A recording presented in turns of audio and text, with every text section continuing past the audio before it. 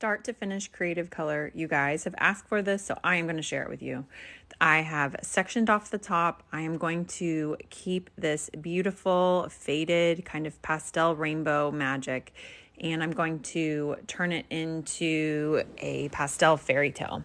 So one of the things I love to do with creative color is I love to just work off of a previous fade. Now, when you're seeing this color that looks like purple, it's actually silver with just a drop of violet in it. And I am using that because I want this client to feel very blonde still. One of the biggest tips I can give you guys with your blondes is to keep them light. Keep them as light as possible because they will continue to feel blonde.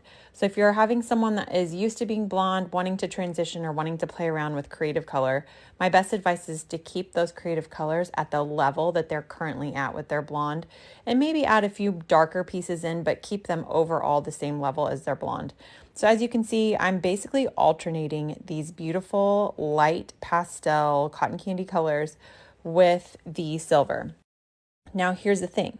This little spot in the middle of her hair that's like a residual kind of like periwinkle blue, that's not an issue for me because I can create a melt over it to make it look like it's extremely intentional.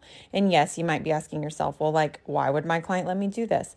Well, creative color clients have to be creative. They have to be open to fun hair, works of art on their head. It can't be like a specific, I want this exact color here or this exact color here. Now what I'm doing up the side is I'm doing those last two pieces up by her face in blonde. And then this very top section, what I've done is the very front, the middle, and the back of that section are all going to be blonde. It's actually like a lavender blonde, the ones I just pointed to. So we're going to start here. That middle section you see in the top and the very front like money piece are all going to be this beautiful lavender blonde.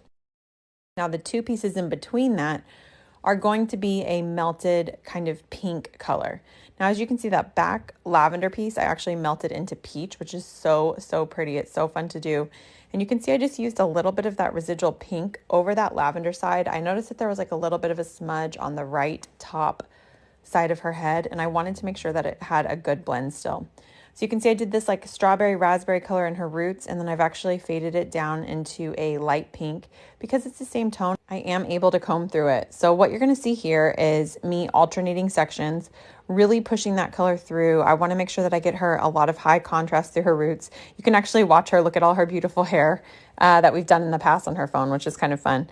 I'm pulling it directly up, and then the reason I'm brushing through it and moving it off is because I don't want to place the blonde pieces right over the pieces in front of it.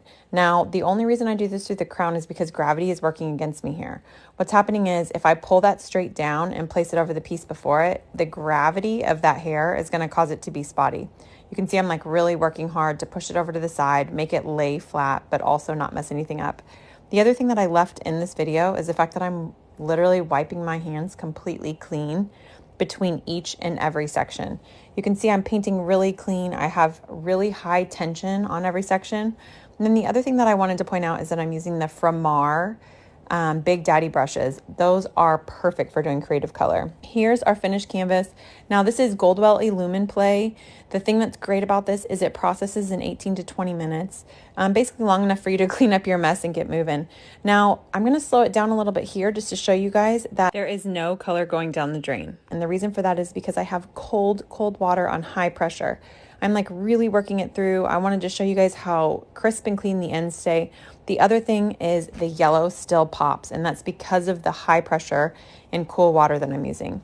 Here we got it at the end. This is so beautiful. This is an indoor shot. It's actually with a ring light, so it's going to be a little bit warmer than when we get outside.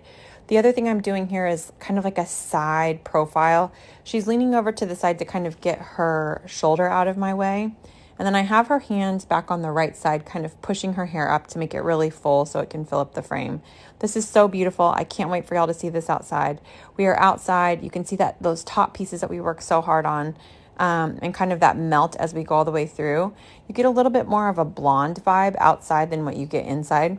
I would love it if you guys stayed tuned to my page this week. I will post some side-by-side photos of the entire process with a lot of the details as well. And if you loved this video and you loved the voiceover, please feel free to check out my education page. It's at EliteStylist.edu. It's $19 a month. You'll get tons of videos like this. We've already got over 100 videos up that are full-length videos. They're actually a little bit longer than this one, where you get all the details and you really get to see me work. I hope you guys enjoyed this video. If you have any questions, feel free to leave them below.